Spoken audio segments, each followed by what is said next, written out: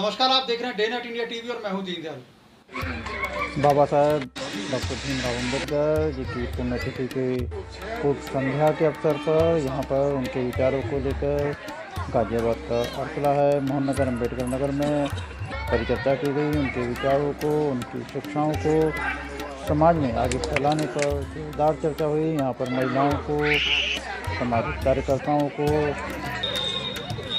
उनकी किताब और उनको मोमेंटो देकर सम्मानित किया गया और जोरदार ढंग से यहाँ पर चर्चा की गई। और 6 तारीख को उनकी पुण्यतिथि है, उसकी पूर्व संध्या पर यहाँ पर अरसला मोहन नगर में समाज के भिन्न भिन्न क्षेत्रों में रामगढ़ लोगों को, युवाओं को, महिलाओं को बड़ी संख्या में सम्मानित किया गया। उनके विचारों को किताब और मोमेंटों से उनको सम्मानित किया गया। तो वे सभी महानुभाव यहाँ डे नाइट इंडिया टीवी के एडिटर, उनको सकारात्मक पत्रकारिता के लिए सम्मानित किया गया। डे नाइट इंडिया टीवी यहाँ पहुंचा है। ये गाजियाबाद का अरसला है और ये अंबेडकर पार्क है। बाबा साहब भीमराव अम्बेडकर के कल पुण्यतिथि है और इसकी पूर्व संध्या पर यहाँ पर ये कार्यक्रम आयोजित किया गया है और डे नाइट इंडिया टीवी विशेषकर यहाँ पहुँचा है इसको कवर करने के लिए। जैसे कि डे नाइट इंडिया टीवी कहता भी है कि हम समाज के हर उस व्यक्ति के साथ खड़े हैं जिसको कहीं ना कहीं समाज में उठाने की ज़रूरत है, उसको ऊपर ले जाने की ज़रूरत है। और कहीं ना कहीं डे नाइट इंडिया टीवी लगातार आगे बढ़ रहा है और इस दिशा में कामयाब भी हो रहा है।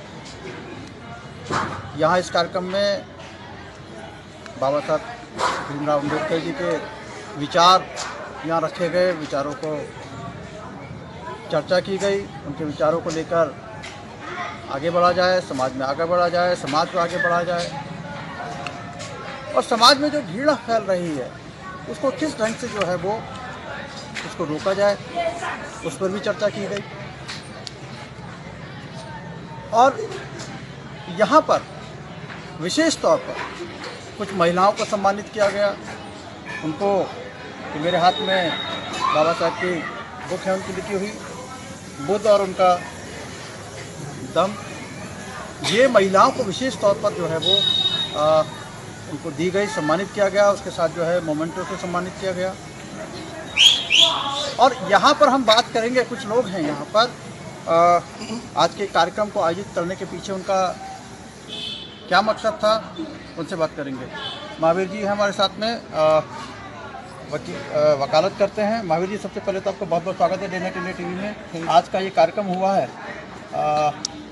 किस परिवेश में इस कार्यक्रम को मतलब देखते हैं, उसका उद्देश्य क्या था कार्यक्रम? सबसे पहले तो आप सभी के लिए जय हिंद जी है, क्योंकि हम चाहते हैं कि बाबा साहब के जो आज के टाइम में संविधान का उल्लंघन हो रहा है जी, संविधान जो बाबा साहब ने बनाया है उसको हम जन जन तक पहुंचाएं, उसकी आवाज़ को जन जन तक पहुंचाएं। क्योंकि उनकी जो लिखी हुई ये बुक है, इस बुक को हर आम आदमी पढ़े और आम आदमी के जीवन में वो आए, जिससे कि हम दुनिया भर के विचारों से, जो इस तरह के विचार हैं जिन जगह हमें पीछा छुटाना है, वो हमें जो संविधान में दे रखे हैं उन विचारों पर चलें। नहीं, बाबा साहब ने तो सबको समानता का अधिकार दिया है, लिंग के आधार पर भी कोई भेदभाव नहीं रखा है। नहीं, बाबा साहब ने दिया सबको है जी, लेकिन अभी आपने देखा होगा, जैसे केरल में महिला भी जा सकती है ना मंदिर, लेकिन वहाँ नहीं जाने दिया उन्हें जी। क्यों? क्योंकि वो महिला है। फिर कहाँ संविधान का पालन हो रहा है जी?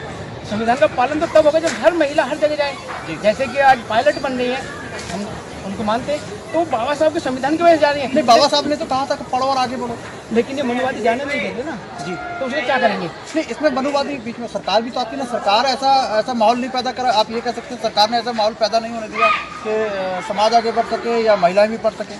हाँ, सरकार ही तो उन्हें रुकवा रही है। कुछ जो सरकार के लोग इस तरह के हैं कि जो सरकार में आगे भी हैं और पीछे भी हैं, वही उन लोगों को आगे कर देते हैं, रोको, और महिलाओं को कह देते हैं कि आगे बढ़ो। तो आप सीधा सीधा कहें कि नकारात्मक राजनीति है वो उसको बढ़ने नहीं देगी। बिल्कुल यही बात है। तो सकारात्मक राजनीति की जरूरत है, बहुत ज़्यादा जरूरत है। मतलब लोग सकारात्मक बने, सकारात्मक राजनीति भी सकारात्मक दिशा में जाए, होनी चाहिए। और कुछ कहना चाहेंगे इस मौके पर? मैं अब इस अम्बेडकर पार्क में मैं हूँ मैं चाहता हूँ कि अपने सभी साथियों से, जो भी हमें देख रहे हैं, ये सभी अम्बेडकर के विचारों पर चले, और जो बाबा साहब ने जो भी अब तक उनके जो विचार हैं, जिन्हें हम केवल सुनकर एक तरह से नेगलेक्ट कर देते हैं, हम चाहते हैं कि उन विचारों पर चलें। जी, धन्यवाद आपको। वकील साहब हैं हमारे पास में। वकील साहब अपना नाम बता करें तो। अमर सिंह जी, आपका बहुत बहुत स्वागत है डे नाइट इंडिया टीवी में। और आज के जो कार्यक्रम हुआ है उसके संदर्भ में क्या कहना चाहेंगे? जो आज हमने प्रोग्राम किया है हम सब लोगों ने, कल 6 दिसंबर बाबा साहब की पुण्यतिथि है। हमने उसकी पूर्व संध्या पर आज एक अपनी विचार गोष्ठी रखी थी। उसमें हमने बाबा साहब के विचारों को एक दूसरे से शेयर किया है, खासकर महिलाओं से हमने शेयर किया है कि महिलाओं को इस बात की जानकारी हो कि भाई बाबा साहब ने हमें समानता का अधिकार दिया है। लेकिन महिलाओं का आपकी सभा में आना की बड़ी बात है, उपलब्धि ये बहुत बड़ी उपलब्धि है। हम और प्रयास कर रहे हैं कि आज हमारी सभा में जितनी महिलाएं हैं उससे कई गुना हमारे साथ कंधे से कंधा मिलाकर महिलाएं आएँ और बाबा साहब के पद चिन्हों पर चलें, क्योंकि बाबा साहब ने कहा है कि अगर महिलाएं हमारे साथ काम मिलकर करेंगी तो हमारा समाज आज जितनी तरक्की कर रहा है उससे कई गुना आगे तरक्की करेगा। चलिए, धन्यवाद आपका। आप बताएं सर, आगे आ जाएं सर, अपना नाम बताएं। मेरा नाम मौजीराम गौतम है जी सर, आप यहाँ मैंने देखा सभा के अंदर सबसे बुजुर्ग व्यक्ति जो है आप हैं, और आपका जीवन कहीं ना कहीं जो है वो युवाओं को दिशा भी देता है, और उसको देखते हुए जो आज के संदर्भ में क्या कहेंगे? हाँ, अब आज के संदर्भ में यही कहेंगे, जो हमारे युवा मात्र हैं उनको मतलब आगे बढ़ना चाहिए और बाबा साहब के कार्यक्रमों को अपनाना चाहिए और मतलब जो हमारे दबे कुचले हैं उनके लिए काम करना चाहिए।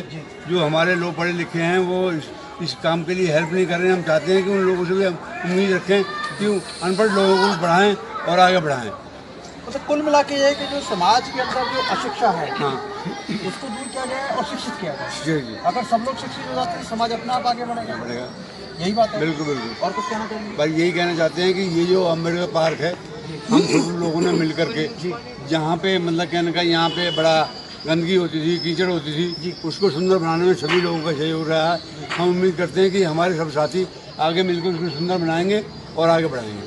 जी, कल पुण्यतिथि है डॉक्टर साहब की, और सुबह जो है यहाँ पर प्रभात फेरी भी निकाली जाएगी। और जो डे नाइट इंडिया टीवी के दर्शक हैं जो इस कार्यक्रम को देखेंगे या देख रहे हैं, वो सुबह आए, अभी जानकारी लेंगे कि कितने बजे ये कार्यक्रम होगा, कहाँ से होगा, ये सब जानकारी जो है वो आप बताइए। सुबह हम सभी लोग यहाँ पर 7 बजे मॉर्निंग में इकट्ठे होंगे और लगभग 7:30 बजे हम बाबा साहब को पुष्पांजलि अर्पित करेंगे, बाबा साहब को माल्यार्पण करेंगे। इसी पार्क के अंदर, ये पार्क अम्बेडकर नगर अखला के अंदर है। हम सुबह को गौतम बुद्ध को पुष्पांजलि अर्पित करेंगे। उसके बाद में फिर यहाँ बैठ कर हम एक सभा करेंगे। हमारे साथ युवा भी है, अपना नाम बताएं सर पहले। नरेश कुमार भी हैं।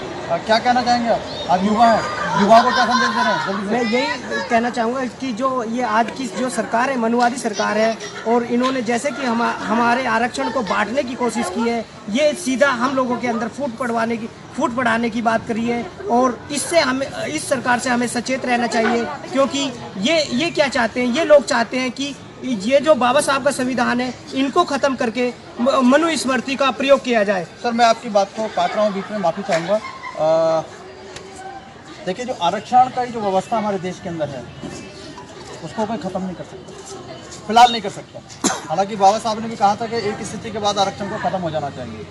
ठीक है, जिस तरीके से गांधी जी ने कहा था देश आज़ाद हो गया, कांग्रेस को ख़त्म हो जाना चाहिए, उसी तरीके के विचार बाबा साहब ने भी कहा था कि आरक्षण का लंबे समय तक चलना यह देश की नींव को कमज़ोर करता है। लेकिन क्योंकि अभी जो समाज जो है ऊपर नहीं उठ पाया है, इसलिए अभी आरक्षण की ज़रूरत है। लेकिन ये भी कहीं ना कहीं जो है वो समय सीमा इसकी तय हो जाए और सरकार की इस दिशा में सही चाल हो जाए कि जो समाज में जो अंतिम व्यक्ति जो बैठा हुआ है उस तक आरक्षण का लाभ पहुँचे। यही बात है। जी, आप बताएं सर। मैं डीपीसी जी, मैं ये कहना चाहूँगा, आप बुजुर्ग हैं सर, उस नाते बताइए, पूरा समाज आपको सुन रहा है आपकी बात को। हाँ, मैं ये कहना चाहूँगा कि हमारे युवाओं को शिक्षा की तरफ हम लोग बढ़ाएं। शिक्षा से बढ़ा कोई हथियार नहीं है इस दुनिया में। और मैं ये भी चाहूँगा कि हम बाबा साहब के पद चिन्हों पर चलना या उनकी शिक्षा, उनके रास्ते पर चलना चाहते हैं तो हमें बौद्ध धर्म अपनाना होगा। सर मैं एक बात बता देता हूँ आपको, अभी यहाँ चर्चा हमने की थी, तो अगर हम डॉक्टर साहब के अगर मार्ग उनका जो शिक्षा है उसको लेकर हम आगे बढ़ रहे हैं और कहीं ना कहीं अगर ये संकल्प हम लोग ले लें, आप युवा होने के नाते, कि कुछ लोग ऐसे निकल कर आए कि समाज उनकी तरफ देखे, तो ये ना कहे, वो ये कहे हाँ ये अरे ये डॉक्टर साहब को मानने वाले व्यक्ति हैं, इन्होंने समाज को इतना दिया है कि समाज की आगे मदद की है, वो अपने आप आपके आगे नतमस्तक हो जाएं। तो आपको ऐसी स्थिति पैदा करनी है। जी बिल्कुल, ऐसे ही हम लोगों की विचारधारा है और हम लोग इस प्रयास में संकल्प लें, इस चीज का संकल्प लें और इस चीज पर अमल करें और हम लोग आगे बढ़ रहे हैं। इसमें बहुत ज़्यादा सुधार भी हुआ, शिक्षा के माध्यम में थोड़ा सुधार है।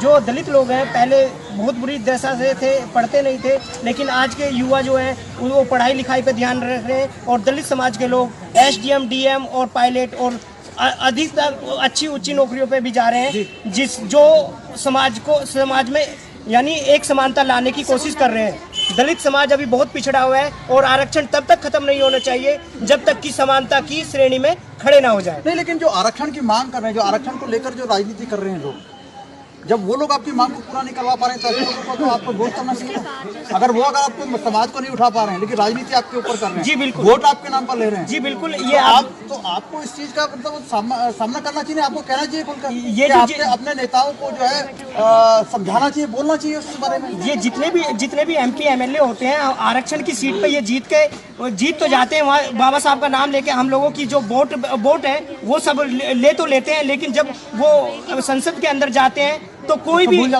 कोई भी लोग अपने स्वार्थ के चक्कर में कोई भी दलितों के उत्थान की बात नहीं करता। चलिए, धन्यवाद आपका। महावीर जी से बात करते हैं। महावीर जी 2 मिनट आपसे बात करना चाहेंगे इस विषय में कि जो अभी जो समाज की जो स्थिति है, दलित समाज की जो स्थिति है, वो लगातार देश की आज़ादी के बाद तो जो है लगातार जो है ये भी नहीं कह सकते कि उसमें उठाव नहीं हुआ है, उसमें परिवर्तन भी हुआ है, उठाव भी हुआ है, कुछ आगे भी बढ़ा है। इस चीज़ को मतलब अस्वीकार नहीं कर सकते, है ना, हम मानते हैं। लेकिन जिस दिशा में भारतीय राजनीति जा रही है कि लोग मंदिर के नाम पर वोट मांग रहे हैं, आरक्षण के नाम पर वोट मांग रहे हैं, लेकिन मंदिर अभी तक नहीं बन पा रहा है। मंदिर कब बनेगा ये भी नहीं हो रहा है, एक चीज़। दूसरी चीज़, दलित वोटों को लेकर लोग राजनीति कर रहे हैं, लेकिन हम देखते हैं कि उस समाज का भला नहीं हो पा रहा है। क्या कहेंगे इसको? मतलब आपको खुलकर कहना चाहिए कि राजनीति सकारात्मक होना चाहिए। देखिए, राजनीति सकारात्मक होना चाहिए और मैं एक और सबसे बड़ी चीज़ बताना चाह रहा हूँ आप लोगों को कि जब हम वोट का अधिकार की बात आती है तो हम वोट देने के लिए भी हम निकल नहीं सकते। मतलब वोट डालना चाहिए,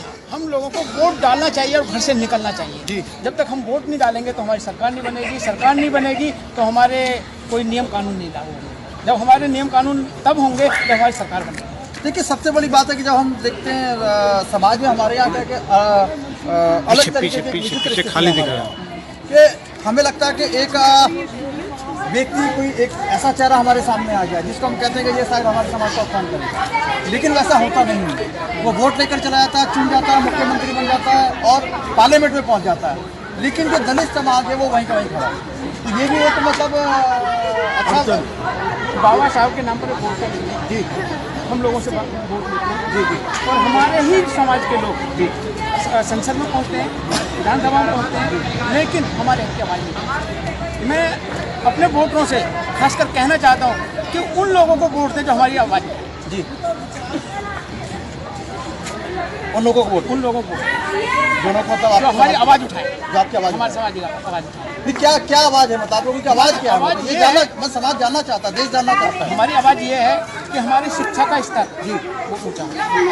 आज शिक्षा का आधुनिकीकरण तो है लेकिन निजीकरण ज़्यादा है जी। हम चाहते हैं कि जो मैं एक अलग से बात बताना चाहता हूँ, जब हम प्राइवेट स्कूल में अपने बच्चों को भेजते हैं तो प्राइवेट स्कूल में वो टीचर जाता है मोस्टली जिसकी सरकारी नौकरी नहीं लगती, जिसकी सरकारी नौकरी नहीं लगती वो टीचर जाता है। तो इसका मतलब है कि वो पढ़ा लिखा सरकारी स्कूल वाला ज़्यादा अच्छा टीचर है और जो प्राइवेट स्कूल में जा रहा है वो इतना अच्छा टीचर नहीं है, लेकिन प्राइवेट स्कूल में ज़्यादा वो टीचर जाकर अच्छे पढ़ाते हैं। जो सरकारी स्कूल के टीचर है वो अच्छे नहीं पढ़ाते, जबकि उनकी कैपेसिटी और एबिलिटी बहुत अच्छी है। तो मैं उनसे अनुरोध भी करूँगा कि सरकारी स्कूल के जो टीचर हैं वो अच्छे अपने बच्चों को, हमारे बच्चों को, अपनों को नहीं, हमारे बच्चों को बहुत अच्छी तरह से पढ़ाएं। मतलब आपका कहने का मतलब सीधा सीधा है, जो सरकारी स्कूल है उसका स्तर में सुधार होना चाहिए। सुधार होना चाहिए। जो सरकार सुविधा दे रही है हाँ, उसका यूज होना चाहिए। उतनी मतलब शिक्षा में सुधार नहीं है। नहीं है। अच्छा खासा जो वेतन देती है सरकार, अध्यापक को अच्छा खासा वेतन देती है, लेकिन उस दिशा में जो आप देखते हैं दूर दराज गाँवों में स्कूल में मतलब बच्चे भी नहीं पढ़ने जाते और टीचर भी मेरे ख्याल से हफ्ते में 2 दिन 3 दिन आते हैं। प्राइवेट वो भी गाय का दूध पी के चले जाते हैं। प्राइवेट स्कूल का जो टीचर है उसकी सैलरी सरकारी टीचर से आधी होती है। जी, लेकिन अच्छा पढ़ाते हैं। लेकिन इतना अच्छा पढ़ाते हैं कि उनके पढ़ाए हुए बच्चे आगे निकलते हैं, और जो टीचर एक बहुत अच्छा होता है, जो कि कंपटीशन पास करके जाता है, उसके पढ़ाए हुए बच्चे फेल होते हैं। चलिए, यहाँ धन्यवाद आपका महावीर जी। और कुछ कहना चाहेंगे? बस धन्यवाद। चलिए, धन्यवाद आपका महावीर जी। देखिए, अभी यहाँ पर हमने बातचीत की, काफ़ी लोगों से बातचीत की, और कुल मिला के यही निकल कर आया कि कल जो है वो बाबा साहब की जो है पुण्यतिथि है, और कल पूरे देश भर के अंदर जो है वो कार्यक्रम आयोजित किए जाएंगे, और कल प्रभात फेरी निकाली जाएगी और उनको याद किया जाएगा। लेकिन कुल मिला के एक बात यहाँ चर्चा में निकल कर आई है कि बाबा साहब के जो विचार हैं और जो उनके जो आदर्श हैं उनको लेकर आगे बढ़ा जाए, और जो इस दलित समाज है जिसको दलित के नाम से कहा जाता है, मैं बार बार कहता हूं कि दलित कोई नहीं होता है। ये एक राजनीतिक संकीर्ण सोच का एक परिणाम है कि जो हमारे समाज में कमजोर वर्ग था उसको दलित बना दिया। इसको कहना चाहिए कि सबल बनाने की जरूरत है। और आज राजनीति में समय आ गया है कि जो नकारात्मक राजनीति कर रहे हैं, जो नेता राजनीति कर रहे हैं, जो पार्टियां नकारात्मक राजनीति कर रही हैं, उनके नेताओं को, उनकी पार्टियों को सकारात्मक राजनीति करने का जो है दिशा में जाना पड़ेगा, और इसके लिए जो जनता जो है मजबूर करे कि आप लोग जो है सकारात्मक राजनीति करें, समाज के लिए काम करें, देश के लिए काम करें, देश के विकास के लिए काम करें और इलाके के विकास के लिए काम करें।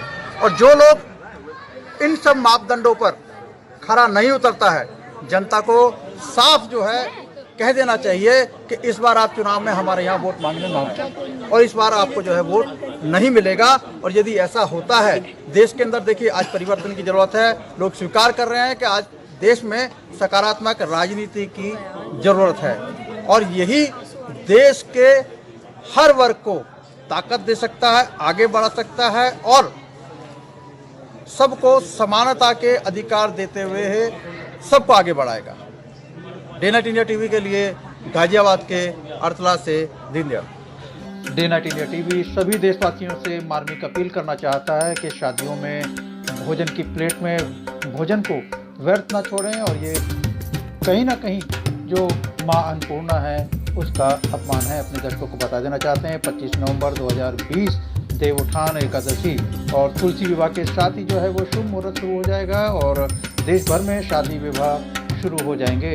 आप शादियों में जाएं और खुशी के अवसर को सकारात्मक सोच से अच्छा बना देते हैं आप, तो इससे अच्छी बात तो कोई हो ही नहीं सकती। डे नाइट इंडिया टीवी देश के हर व्यक्ति से मार्मिक अपील करना चाहता है कि शादी में आप जाएं तो भोजन को उतनी मात्रा में ले जितना आप खा सकते हैं, अपनी प्लेट में उतना ही परोसें। इसके साथ ही अपने बच्चों पर भी ध्यान दें, क्योंकि बच्चे जो है प्लेट में भोजन जो है वो ज़्यादा परोस लेते हैं, और वो भोजन जो है वो नाली में जाता है और वो कूड़े में जाता है। हमारे देश में ऐसे लाखों लोग हैं जिनको 2 वक्त का भोजन भी उपलब्ध नहीं हो पाता है। शादी के जो आयोजक हैं उनसे और जो होटल वाले हैं उन सभी से जो है day night India TV appeal करना चाहता है कि उनके यहाँ पर जो भोजन बचता है उस भोजन को जो है वो NGO को दे दें, ताकि वो NGO जो लगातार जो ऐसे लोग हैं जो देश में जिनको 2 वक्त का भोजन नहीं मिल पाता, उन लोगों को उस भोजन को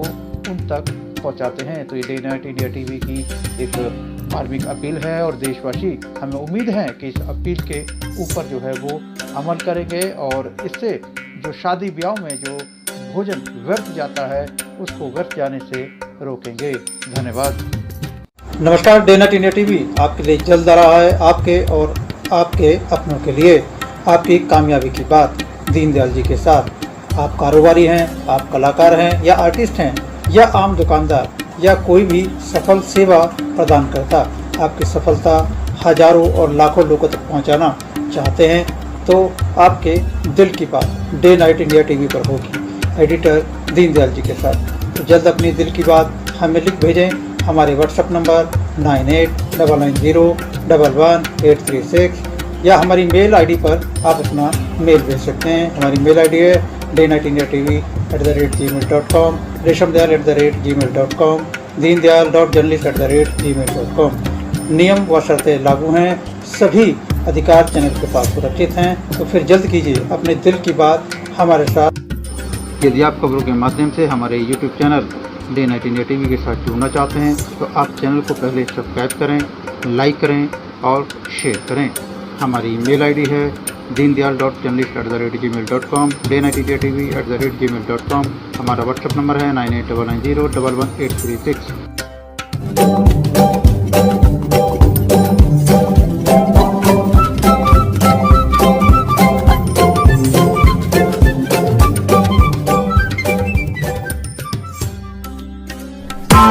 Press the bell icon on the YouTube app and never miss another update.